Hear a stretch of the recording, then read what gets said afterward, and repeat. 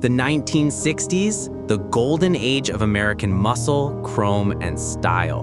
But not every car was a roaring success.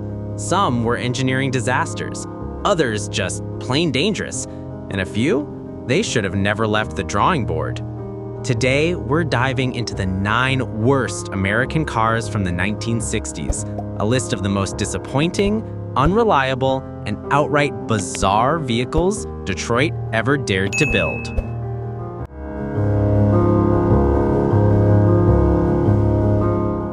In the early 1960s, American automakers were racing to push the boundaries of design and technology, and Pontiac decided to take one of the boldest swings with the introduction of the Tempest.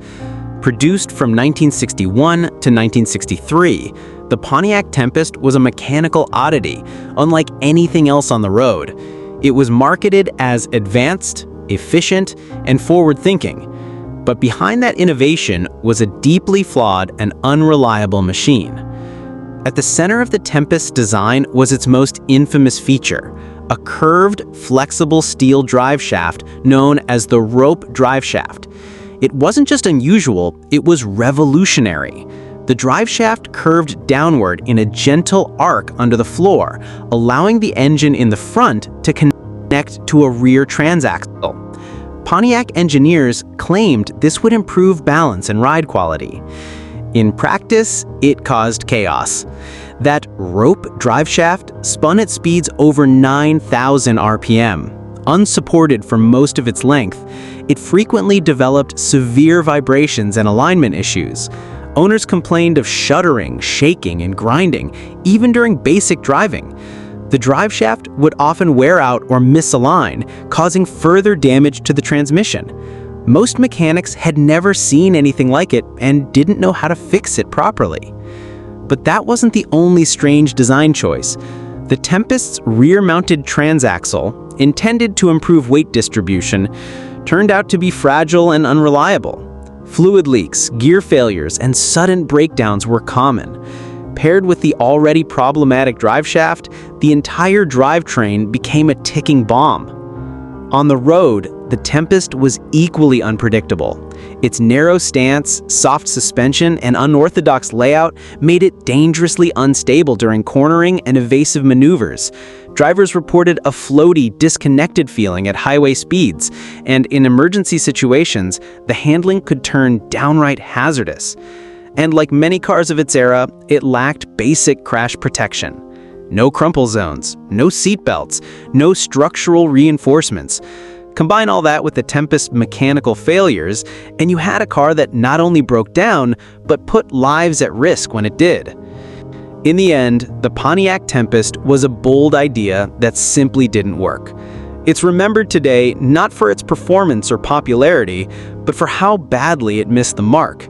An engineering experiment that escaped the lab and made it into dealerships.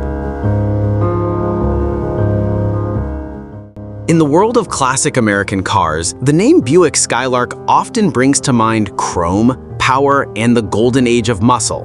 But go back a few years, specifically to the early 1960s, and the picture isn't quite so glorious. The 1960 to 1963 Buick Skylark was a car full of ambition, but plagued by compromises, poor execution, and mechanical shortcomings. It all began with the industry's pivot towards smaller, lighter, and more efficient vehicles. In response, Buick introduced the Skylark as an upscale compact, a car meant to combine luxury and economy in one stylish package.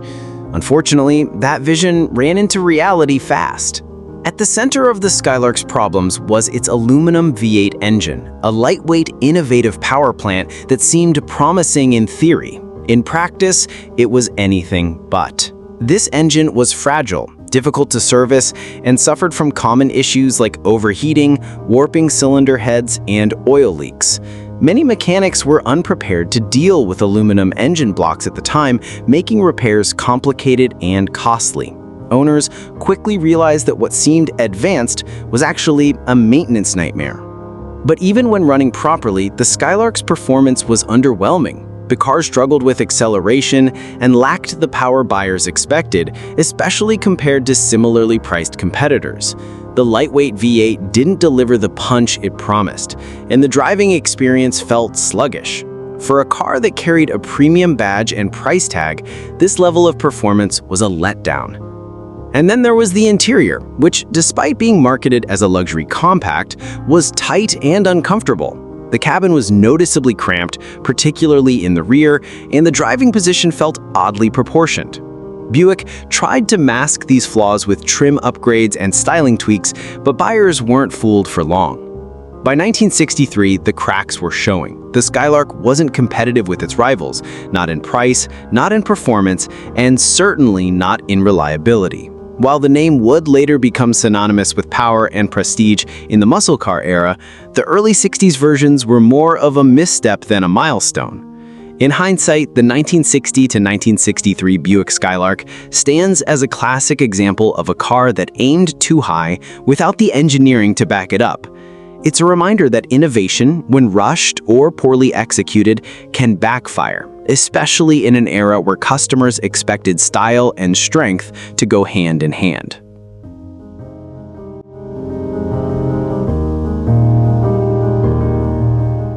In the dawn of the 1960s, Dodge set out to rebrand itself with a fresh model that would appeal to families wanting style, practicality, and affordability, and thus the Dodge Dart was born. But while the name would go on to have a long and successful career, the 1960-1961 Dart models represent a rocky and problematic beginning. At first glance, the Dart seemed promising. It offered various trim levels, multiple engine options, and a size that fit neatly between compact and full-size categories. But it didn't take long for drivers and critics alike to realize this was a car that had been rushed to market, and it showed in nearly every detail. First, there was the styling.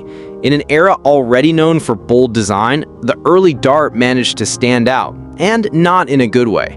The 1960 model featured enormous tail fins, exaggerated curves, and awkward proportions that looked more like a rejected concept car than a finished product. The 1961 redesign tried to fix it, but instead made things worse with unusual concave body panels and a front grille that earned it mocking nicknames.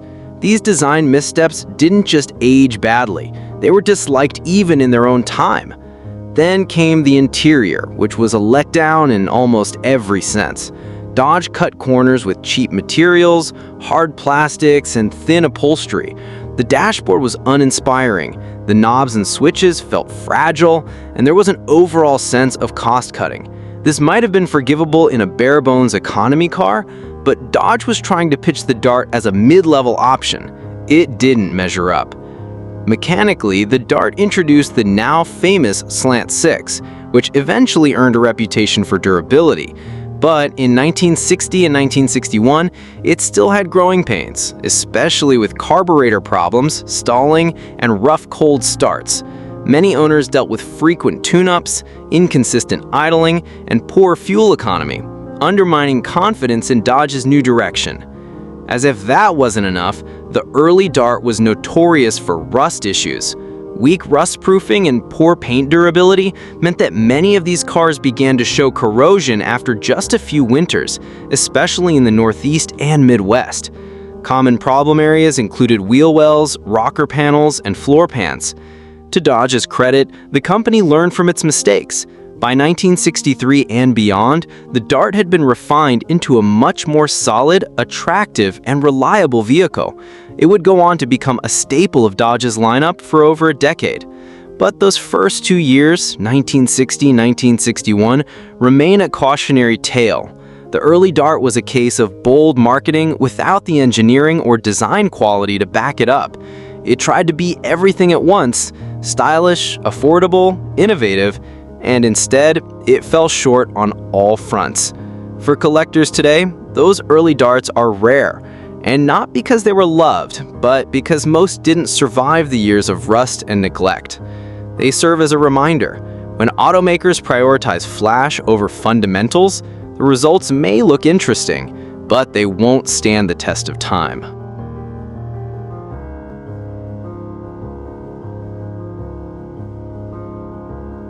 Few cars in American history have made a visual impact quite like the 1961 to 1965 Lincoln Continental.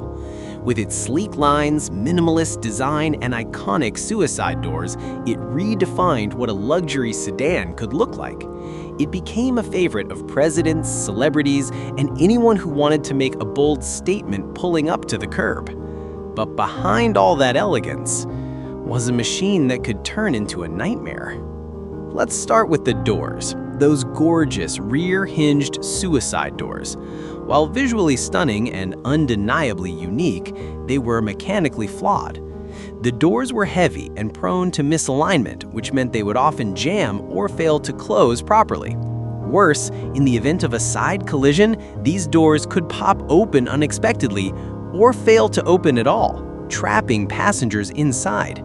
Safety locks weren't robust, and there was no structural bar to keep the rear doors from flying open. It looked glamorous, but safety engineers knew it was risky. Then there was the electrical system. The Continental was packed with early luxury features, power windows, power seats, automatic antenna, and more. But these systems were notoriously unreliable. Switches failed, motors burned out, and wiring problems were common. In an age before solid-state electronics, a single bad ground could cause multiple features to go haywire.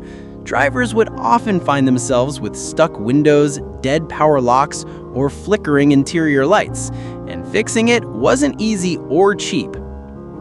Speaking of cost, maintenance on the Continental was expensive. Everything from body panels to suspension parts required specialized labor and Lincoln-only components. The complex construction of the unibody frame made even minor accident repairs a major ordeal. Combine that with the massive V8 engine that guzzled fuel and required constant upkeep, and you had a car that was beautiful to own, but burdensome to maintain. And perhaps most concerning of all, crash safety. The 1961 to 65 Lincoln Continental was built before modern safety standards. It had no crumple zones, no airbags, no head restraints, and no seat belts, at least not until later in the production run.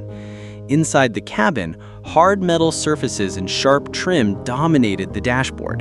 In a serious crash, the rigid structure transferred all impact energy directly to the passengers. The result? A vehicle that offered almost no protection in high-speed collisions.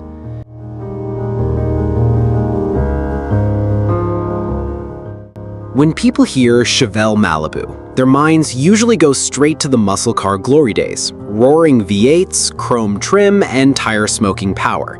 But not all Malibus lived up to that image. In fact, the very first base model released in 1964, equipped with a modest inline six-cylinder, told a much less exciting story. Let's rewind to the start. The Chevrolet Chevelle was introduced in 1964 as GM's answer to the Ford Fairlane, a mid-size platform meant to bridge the gap between the compact Nova and full-size Impala. The Malibu trim was marketed as the upscale version of the Chevelle, offering a more refined look and feel. On the surface, it had everything the American car buyer wanted: sleek lines, optional chrome, and the promise of performance. But if you bought the base model Malibu with the six-cylinder engine, you were in for a serious letdown. The 3.2-liter inline-six offered just 120 horsepower, woefully underpowered for a car of its size. Acceleration was sluggish, highway passing was risky, and any notion of muscle was purely cosmetic. The car looked the part, but under the hood, it was a sedan pretending to be a sports car. Performance wasn't the only issue. The build quality on these early base models was a step below expectations. Chevrolet cut corners to keep costs down. The interior felt cheap, with vinyl that cracked under sunlight, basic gauge clusters, and rattling trim. Door panels were thin, dash plastics were brittle, and the carpeting was minimal. It didn't feel like a premium product, just a dressed-up economy car. And then came the rust. Like many GM cars of the era, the 1964 Chevrolet Chevelle Malibu was notoriously rust-prone, particularly in the lower fenders, rocker panels, and around the rear window.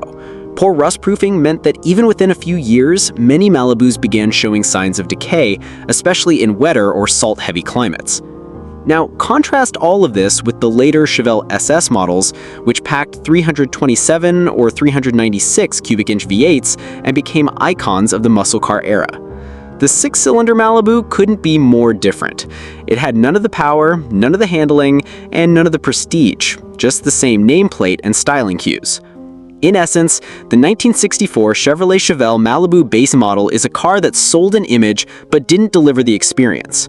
It was all sizzle, no steak, a muscle car in appearance only, bogged down by a weak engine, economy-class construction, and long-term durability issues.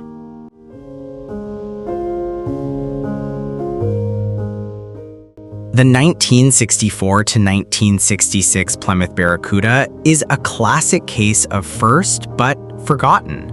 Often overshadowed by the legendary Ford Mustang, the first-gen Barracuda actually hit the market 2 weeks before the Mustang, in April 1964. But despite being first to the pony car party, the Barracuda is mostly remembered today as a rushed, flawed response to a market it helped create and immediately lost. Let's unpack what went wrong. When Chrysler realized Ford was developing a sporty compact aimed at young buyers, they scrambled to build a competitor.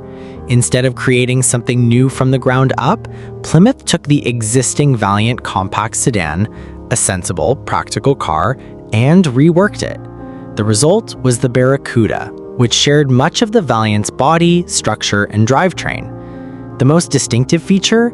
That massive 14 square foot rear window, the largest piece of curved glass ever put in a production car at the time. It gave the Barracuda a unique fastback look, and also turned the interior into a rolling greenhouse. Sunlight flooded in, cooking the cabin and warping the plastic interior pieces. Without air conditioning, the car became unbearable in warm weather. And the performance? Not exactly thrilling. The base models came with a 170 cubic inch inline six, making just 101 horsepower. Even the top-spec 273 V8 option, while decent, couldn't match the raw excitement Ford delivered with its Mustang GT variants.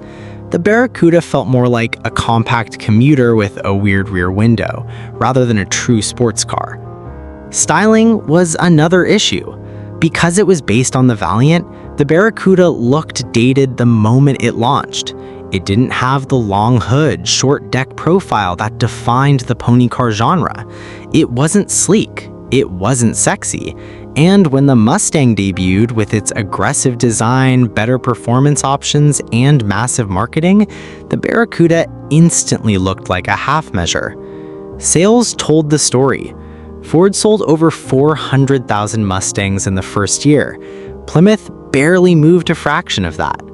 The Barracuda was never truly seen as the Mustang's rival, despite beating it to the showroom. To its credit, the Barracuda would improve in later generations, especially after 1970.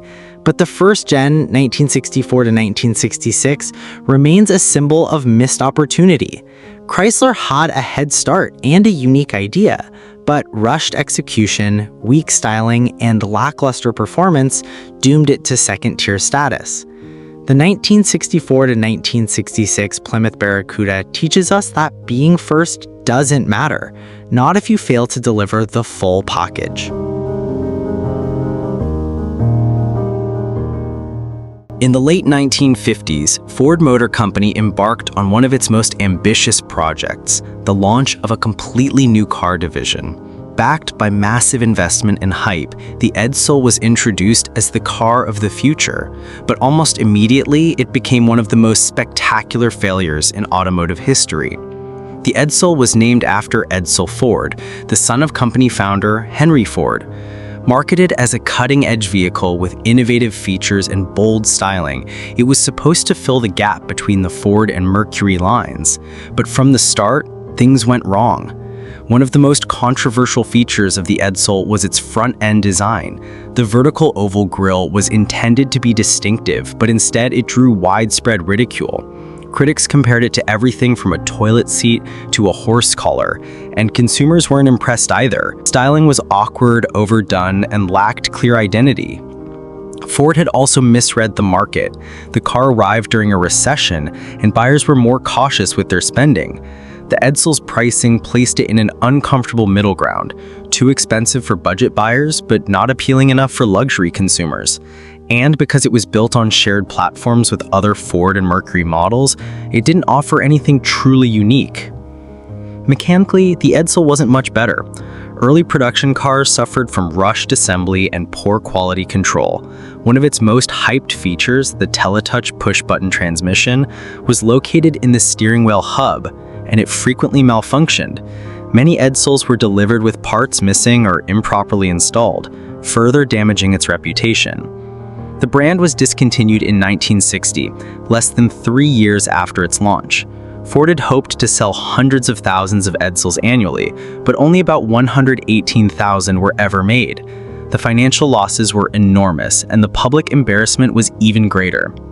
Today, the Edsel is remembered not as a car, but as a symbol of over-marketing, poor timing, and the danger of launching a product without truly understanding your customers.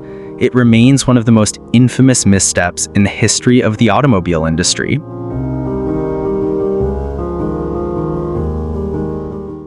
In the mid-1960s, American Motors Corporation, AMC, attempted to reinvent its image.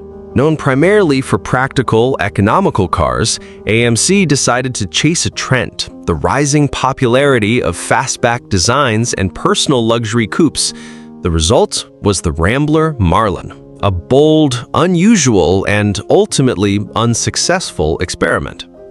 The Marlin was supposed to blend style and sophistication with the company's existing reputation for reliability, but the execution fell flat. Based on the compact Rambler Classic chassis, AMC tried to graft on a sweeping fastback roofline, resulting in one of the most awkward profiles of the era. The proportions were off. The car looked too tall in the front, too short in the rear, and the massive rear glass only emphasized its visual imbalance. Inside, the problems continued. Despite the large exterior, the interior felt surprisingly cramped, especially in the back seat where the sharply sloping roofline limited headroom. The car tried to offer upscale features, padded dashboards, wood-like trim, and optional V8 engines, but none of it was enough to hide the Marlin's identity crisis. Performance was underwhelming. Even with the V8, the Marlin felt sluggish compared to its competitors, and its handling was far from sporty. It lacked the muscle and aggression of a true performance car and didn't have the refinement of a luxury coupe. AMC aimed to compete with models like the Ford Thunderbird or Dodge Charger, but the Marlin didn't stand a chance. Consumers were confused. Was it a sports car, a family coupe, a luxury statement? In the end, it was none of those things, and sales reflected that. Only around 17,000 units were sold across 3 model years before AMC quietly pulled the plug. The Rambler Marlin is a textbook case of mismatched ambition and poor design execution. It wasn't the worst-built car of its time, but it was one of the most misdirected, a reminder that chasing trends without a clear identity rarely ends well in the auto industry.